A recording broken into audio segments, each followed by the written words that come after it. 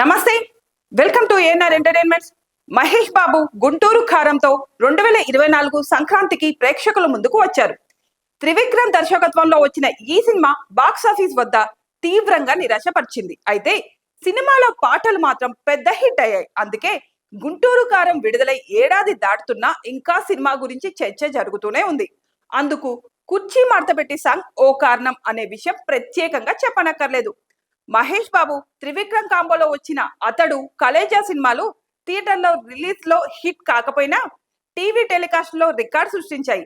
బుల్లితెరపై sensation create చేశాయి. ఆ కారణంగా మహేష్ బాబు త్రివిక్రమ్ కాంబోపై అంచనాలు భారీగా క్రియేట్ అయ్యాయి. ఫ్యాన్స్ 10 ఏళ్ల పాటు ఎదురు చూసిన తర్వాత ఈ సినిమా వచ్చింది.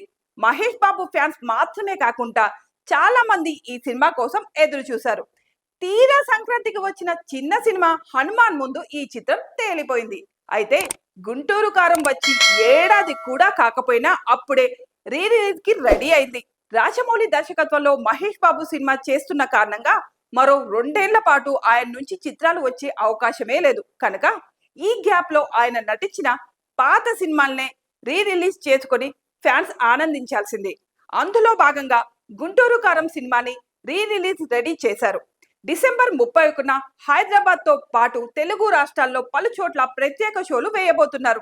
కొన్ని చోట్ల డిసెంబర్ 31న వీలు పడకుంటే జనవరి 1న ప్రదర్శించబోతున్నారు. హైదరాబాద్ ఆర్టీసీ క్రాస్ రోడ్లోని సంధ్య 35mm లో గుంటూరు కారం స్పెషల్ షో వేయబోతున్నారు. ఇప్పటికే చాలా చోట్ల వేయబోతున్న షోలకు సంబంధించిన టికెట్లు బుక్ అయ్యాయి. ఏఎంబీలోనూ ప్రత్యేక షో ఉంటుందని తెలుస్తుంది. విడుదలై కనీసం ఏడాది కాకుండానే అప్పుడే రీ రిలీజ్ కావడంతో గుంటూరు కారం అరుదైన ఘనత దక్కించుకుంది.